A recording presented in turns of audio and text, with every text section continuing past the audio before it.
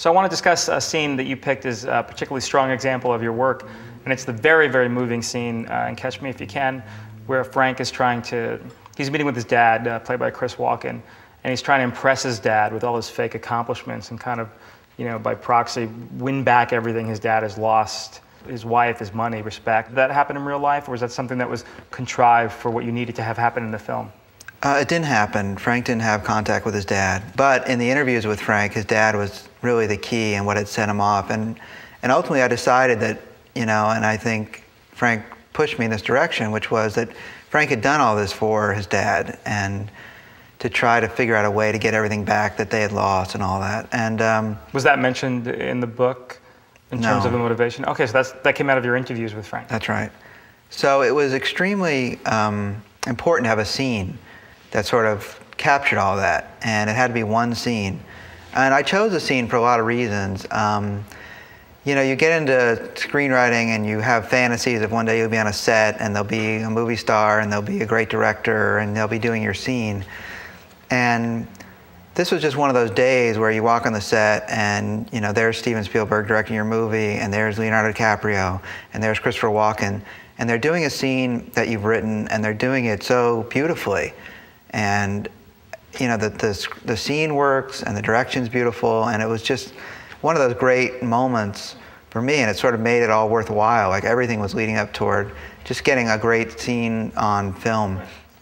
I was on the set every day, and I got to sit next to Steven, and he would ask me questions, and it was very, all of that was amazing. Right. And that's a whole other, kind of personal kind of, oh my God, I can't believe I'm doing this. Right. But the scene was something else for me. The scene was artistically and wanting to be a writer and wanting to create, something that for me was really kind of emotionally, important. And, Christopher Walken starts crying in the middle of the scene. No one knew he was going to do that, and Steven didn't know, and Leo didn't know, and so it was I don't know, it was just a very special day for me. Artistically, it was a lot to figure out because you had a lot going on in that scene. You had to accomplish in one brief moment all the baggage Frank's pulling, the way the father loves the son. You've had to further the story because the movie can't park itself and just not continue. Yeah. When you were writing the scene, were you conscious of all the different tasks you needed to get done in that one piece of writing for that one scene? I think you wouldn't be able to write the scene if you were conscious of all that. I think that you have to really just sort of feel it somewhere in you that, okay, there's a thing that's missing here. Okay, I don't understand why he's doing everything he's doing. I need to understand it clearly. And so you kind of reverse engineered into it. Exactly. And also, this is, you also take things from your own life. And Cadillacs were a big part of my family. In my family, it was a big deal. I remember when my dad got his Cadillac. That was a huge deal. As a benchmark for success. Exactly. And we were driving around in the Cadillac. And it was, one of those things. And so it was also, for myself, of always wanting to be a writer and to do it, for my parents, thinking that I could do this thing and be something else. You have all these things going through your head. So it's a scene that spoke to me, and it happened to speak really nicely for the characters. And it happened to be shot really well and acted really well. And so, it was a lot of things that came together in one scene for me. So that's why I picked it. As a writer, how important was the choice of location for that scene? Like, how did you arrive at the little details, not little, but the details like where it was going to be, and then the little details of like who was around them and what was the context of the scene? How did you arrive at all that stuff? Well, really, ultimately for me, I write Fancy Restaurant in New York because I know I'm not going to get to pick the location, and no one's going to care where I say it should be. Right. Ultimately, it was shot near USC in some, I think, old dining hall there. And I don't worry about that too much, other than, on the set, there was going to be a whole thing where they walked over the window and they looked down and they saw the Cadillac. And in the moment, Steven was walking around the set. He just walks on and starts trying to figure out the shots. And, I walked up and I whispered to him, I said, "We don't need them to see the car. It's meaningless." And he went, "Oh yeah, that's good. That's right." And so then he continued on. He did, and that was sort of how we worked together. No one was allowed to talk to him, but me, really. I was allowed to go up because I understood these scenes as well as he did. So I was allowed to go and whisper things, and I was very, very, deferential and You didn't call him out for No. any big mistakes on set? And sometimes he would take my advice, and sometimes he'd say, no, I really want to do this because I have this great shot, and there's a 500-foot crane that we've already got coming in. Right. But a lot of times he would say, oh, I see, yeah, we don't. So it was a kind of a nice partnership on both movies, actually. But again, in terms of your craftsmanship, you knew it had to be a fancy restaurant because of what Frank Jr. was trying to convey. Exactly. He wanted to take his dad to, the nicest place Right. in New York City and hand him a Cadillac, and thought somehow this would solve everything. Right. And somehow it would give him his identity. It would clarify his father's identity. They'd be a happy family. And the father rejects the Cadillac. He can't take it. And ultimately what he's saying to Frank is, you can't come home. And I'm sorry, but that's not how it can be. Frank just wants to come home. Yeah. He's a kid. He wants his dad to love him, and he wants to come home. And in this relationship, that wasn't possible. And so he rejects him, and Frank has to keep running. Things like the little details, like the chilled salad fork, like did that come from research? Is that in the script? Like, was that very important to you, that kind of detail? In that particular movie, there's a lot of those little things. Mm-hmm. And I mean, I do all my research on the internet or with old Playboys. Uh-huh. I find that you can do almost any and all research with internet and old Playboy. Right. But do you have a system for building in those kind of details into scenes? Again, I think it's not a healthy thing to have systems, and I think you really have to, in writing a scene, find it and just get it down. And if something's missing or something, then your systems are, well, I sense something's missing, go back in and try to fix it. But I try not to have anything that is rigid or structured or restraining me, because you never know where the scene will take you if you allow yourself to go there. If you're put these restrictions on yourself, I think you're going to write a very kind of narrow thing. Where did you get the parable or the story about the two mice? Was that internet or Playboy? It was actually, I was looking for something from a 1950s magazine, and I found an old Reader's Digest. And it was in there, it's an old church parable, and it was just something that caught my eye, and I tucked it away and thought, well, one day this will come in handy, because I really loved it. And it just sort of ultimately became the thing that defined Frank and his dad to me. Do you do that a lot in terms of coming across things, clipping them, tucking them away? Do you record conversations at all? I wish I did, because I always think I'm going to remember. I always think I'm going to remember things. I never do. And I'm not very neat, so I lose most of my stuff.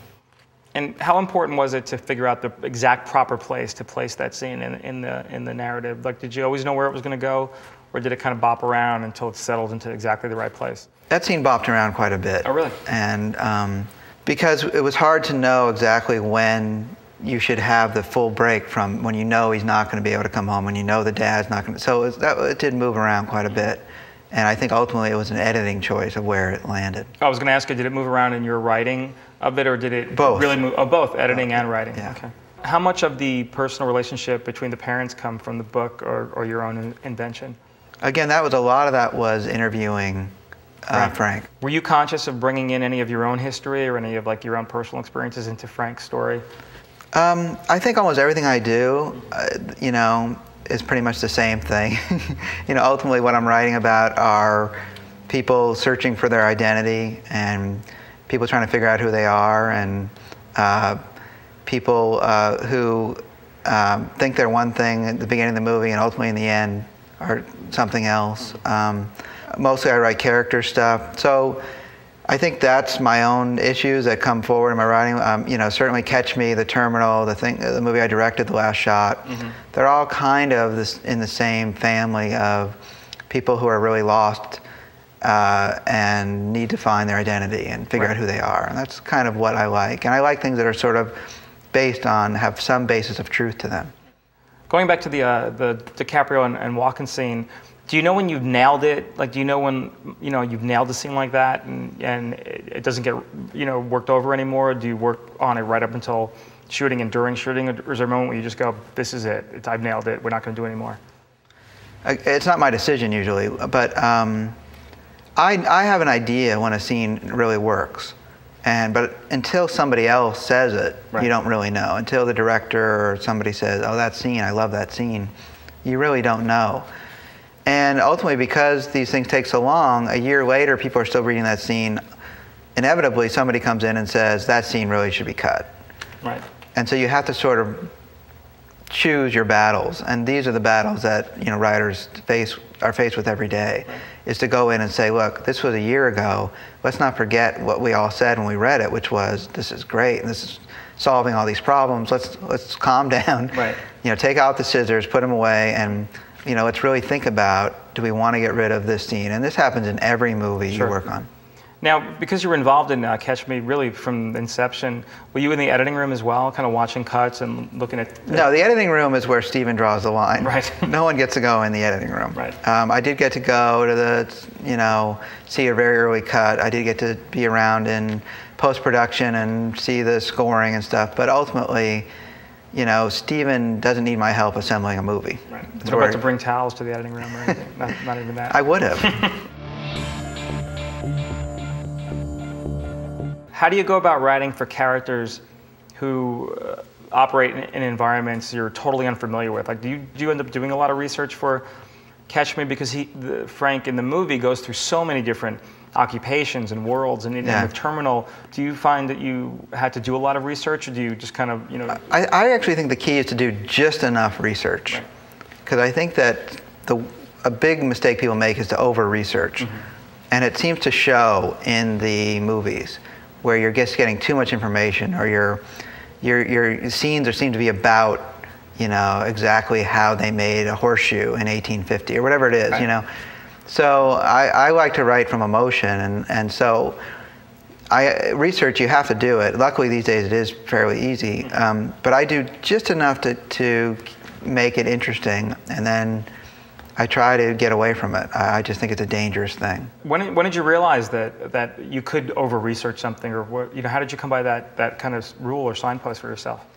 Again, it goes back to early scripts that maybe were a little boring in places, or that didn't get made. Maybe you said, why didn't some of my early movies get made? Well, too much research. Well, but I mean, things aren't dynamic enough. There's not enough pure. Movies are about emotion ultimately, and you have to remember that, and whatever that is. So you have to kind of be careful, and research is just one of the ways that I think it's a trap that certain people fall into, young writers especially. The last shot was based on an article and a true story. What was the source of that material? That was a article in Details magazine. So some producers had it, and they hired me to write it. Oh, so it was an article you had read and flagged. Someone brought it to you. Someone brought it to me. The last shot's about making a film. Did you? Now I have to believe you did, but did you bring any of your own personal experiences in terms of the war it is to get a movie on screen into the predicament of the character in the last shot? Yeah, that's certainly what attracted me to the material. Was all about these guys who are two real guys who had basically been struggling to make it for many years. They had the jobs, like the towel boy jobs at Sports Club LA, and they had done all that stuff. And one day get approached, and basically all their dreams come true. They're going to get their movie made, which ultimately it's an FBI sting operation. And it just amazed me that the FBI really did do this. This was a real thing, and these guys really were kind of, they flew to Providence, Rhode Island. They thought they were getting their movie made. They told their family. They had parties, and it's an incredible premise. It just puts a smile on your face the minute you think of it. I really liked it, and so it was something I really wanted to write. I love the director who was involved at the time. Was a guy named Paul Brickman. Oh, sure, Risky Business. Who did Risky Business. Men Don't Leave. Men Don't Leave, and he's a very good writer, and so I was going to write for him, and it was a great job. I really loved it, and it was one of those jobs where you wake up in the morning and it's all fun. Now, there's a bit in the movie where the FBI handlers are giving notes. The mob guy has his take. Is that inspired from, you handling, getting notes from studio executives and producers? Yeah, I don't mind getting notes, because usually if you're getting notes, it means you've finished a draft. So it's a nice thing, That day you don't have to write, which is always good. Right. You get to drive to a studio. Right. It's a brief respite from the actual work. You get to get some feedback. Yeah, and I think you have to have that attitude with notes, which is, go into it with a good attitude. And, I always take to heart what I read in William Goldman's book, which is never speak in a notes meeting. And he has this theory that a writer should never talk when someone's giving them notes. And it makes sense because, someone may say, well, we want to talk about the second act, and you may say, yeah, the mother character I know doesn't work, and I'm aware of that, and I'm going to really fix it. But they were really just going to talk about, cutting it down for 5 pages. They love the mother, but then they have no choice but to say, yeah, we know we have to work on the mother and change that, and we want to cut 5 pages out or 5 minutes. And so now you've doubled your notes that you would have got in the second act just because you opened your stupid mouth. So I never speak in a notes meeting. So I just sit there, I'm very polite, and I sip a Diet Coke. Because it's all downside. If you open your mouth, you could spur a whole nother hour you could of notes. Accidentally get yourself into a bad situation. And worst comes to worst, you just leave with the notes that they felt compelled to tell you. And unless they're saying something that you have to fight for, which is, we want to change the lead character to a woman. Right. Something that you go, wait a minute, What's your problem with women, John? Has your attitude towards notes changed over time? Yeah. Like, did you know the Goldman quote going in, or did you kind of discover it in your experience with notes? I think notes you learn. It's like everything else. It's a learning thing. You have to learn how to get them. You have to learn how to take them. You have to know that most people are going to forget them, that you don't have to even do them.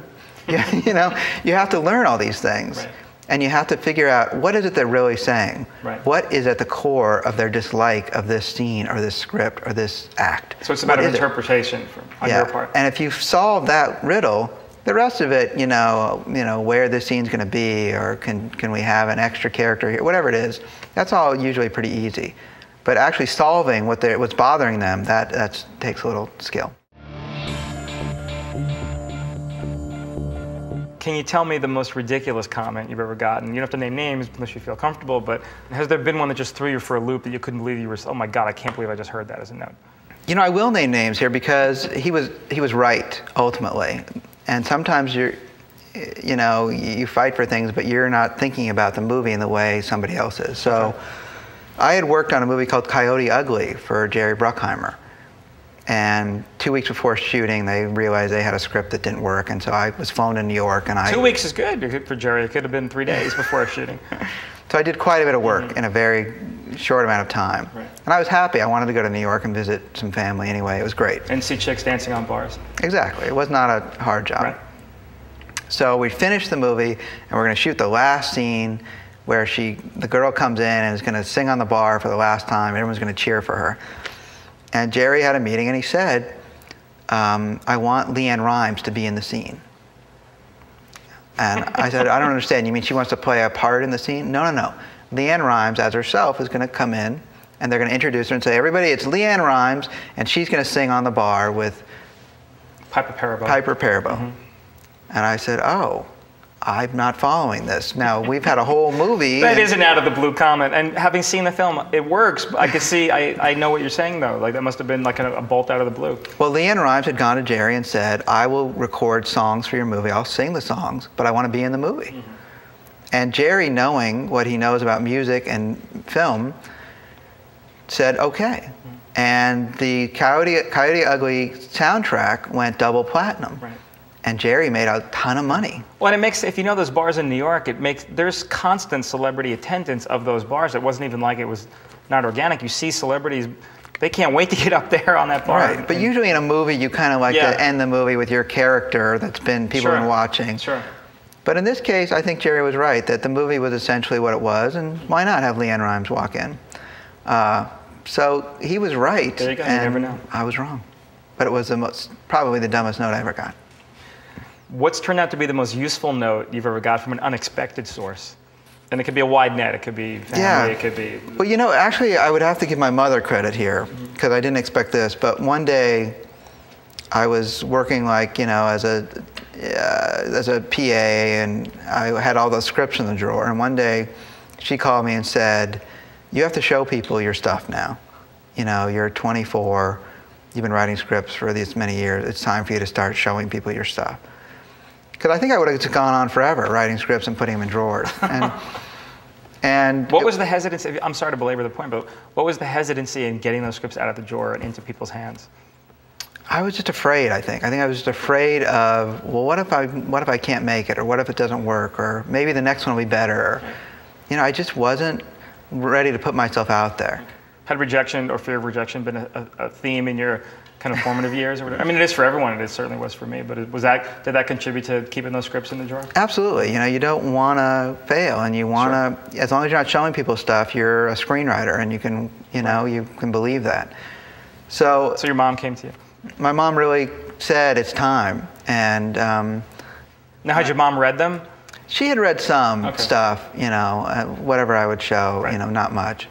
But she just had a sense it was time, and she was right. You know, I really, from that day on, went full force, and so that was, you know, I wouldn't have expected her to understand how things work, but she did. Now, in the last shot in the film, Tim Blake Nelson says you can't fool Hollywood; they can smell a fake from miles away. Have you ever played up personal details the way he did in the movie in your own experience? I mean, I think that you're always kind of faking it a little bit. Right. You know, I think you know, every notes meeting is sort of an act, and every, you know, going to sit on a set next to Steven Spielberg and pretending like you belong there. And I mean, you always feel like you're sort of don't belong, and that you are faking it, and that, you know, someday someone's going to open the door of your house and say, this was all a joke, and, you know, you don't belong in Hollywood, get out of here. And it takes a long time to get over that feeling that you don't belong. And that are you over it? I'm just yesterday I got over it. So this is a good day for me. Good deal.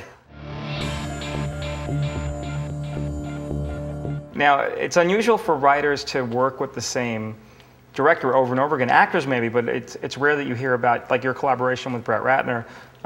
You're about to embark, or you have embarked on writing Rush Hour 3. Are there pros and cons to that experience in terms of, you know, working with the same director or owning a franchise like that? Well, for me, it's really important when I write a script that they want to hire me back, the same people, the producers and the directors. Sure. And unfortunately for me, I've sort of taken this to a level that's not always healthy, because I've only worked with really a handful of people. Right.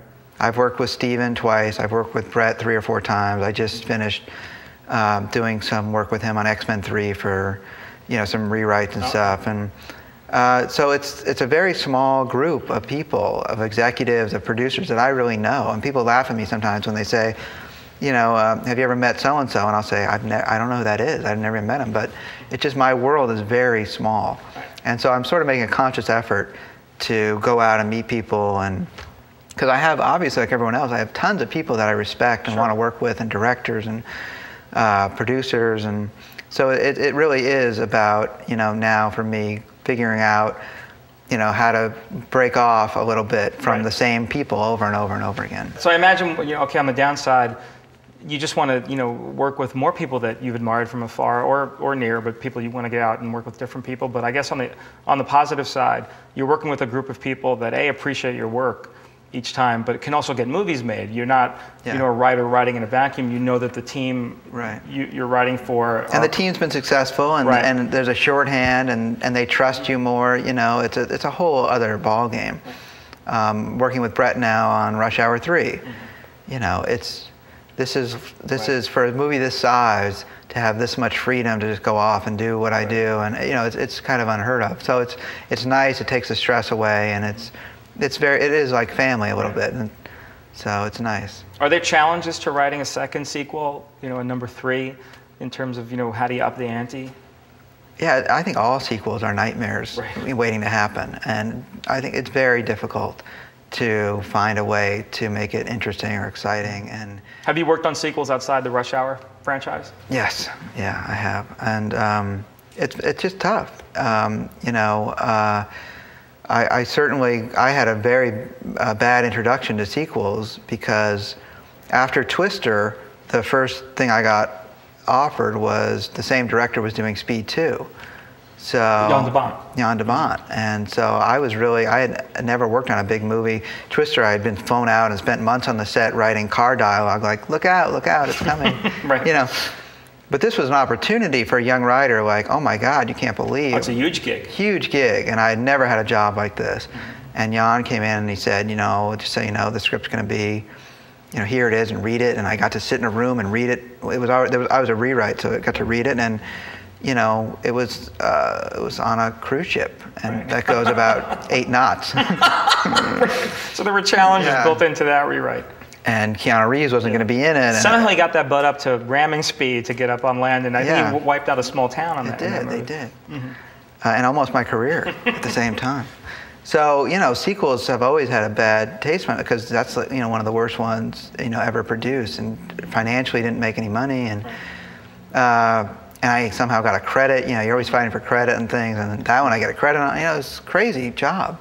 So there's pressure to up the ante, but maintain what people loved about the previous entry. I think you have to be very careful, and I think that's a good example of people who are saying, it doesn't matter. We don't need Keanu Reeves. We don't need something that goes fast. We can do whatever we want because Speed was such a hit. You have to be very careful. At least it's not Sting 2 with Mac Davis and Jackie Gleason. Which I wrote that also. If you had to pick two actors further away from Paul Newman and Robert Redford, that probably gets people you get cocky. People get cocky with sequels, and for me, I'm the most careful now when it comes to sequels. I won't have anything to do with it unless everyone says we got the same actor, same director. It's all. So this year alone, I've worked on Rush Hour 3, X-Men 3, Indiana Jones 4. My sequel days these honestly will be the last sequels I ever work on. Never say never, but did you watch the Lethal Weapons for kind of like to see how they managed to milk 4 films out of that formula, or just kind of like, you know, in terms of Rush Hour, just following your own star in terms of where to take those characters? I didn't watch those movies, although I think ultimately why sequels work usually is because the first movie works really well. Sure. And those characters have been set up. And if you have that, it's a lot easier. Right. I always think, in my own head, I always think of it as, even as a movie goer, an original for me is like meeting a new friend, but seeing a sequel to a movie I liked is like hanging out with old friends. Right. And I think you have to kind of respect that. Right. And you can't take it too seriously, and you have to really have a sense of humor about it, and just fun. Mm-hmm. People go to sequels to have fun. Right. It's a different kind of experience. Right. You know, they don't want to have a whole lot of new experiences. They want to have, you know, just enough newness to sort of make it worth it, but they want to laugh, and those characters have to grow. And so the ones that do it right, that's what happens. The characters sort of progress, and ultimately you're also writing more toward you know, the movie-going, you know, the young 18-year-old boys that go, you know, it's a different thing. It's a whole different ballgame. Are there advantages to it because you know you're writing to hit a certain target, so you're less out in the ether by yourself? I don't think there's any advantages to sequel writing. I think it's all really hard work. More challenging. It's hard. You know, I mean, and when it works, you just kind of go, thank God it worked, and you know, because they're so expensive and there's so much writing on it. There's a lot of that kind of pressure. Right. So I just sort of go into a room and write and pretend like it's not that, and just try to block all that out. What do you feel your biggest contribution to X-Men 3 is, so we can look out for it? You know, it was just helping out Brett, who's a friend of mine, and who wanted me to come in and do a little work on Hugh Jackman's character. So it was very not heavy lifting, but you know, I don't do a lot of production rewrites, and so I do them mainly as a favor for friends. And on Rush Hour 3, because it's the second sequel, did you and Brett collaborate on the story, or is it more like, you know, at this point, Brett, I imagine you guys work so well together, did Brett just go, hey, dude, come back with the story for Rush Hour 3? No, they needed a rough outline, you know, because again, it's so expensive and the actors get so much money, and so in this case, they did need a rough outline, which I then ignored. But they did need something on paper. Right, to get to, and it's an unusual situation because is it a situation where the movie's essentially greenlit off your treatment and the actors agreeing to be in the film, and then screenplay to follow? Normally movies work, you have a script. That's usually a good thing to have. Right. And this movie is being made backwards, where they've decided to make the film, and now we're going to write a script. So I'm sure it's a first. Had you been in that situation ever? I can't imagine anybody's ever been in this situation. So you're pioneering. I am a pioneer. And do you feel increased pressure, or is it really their pressure that they're on the line and now you save the day with the screenplay?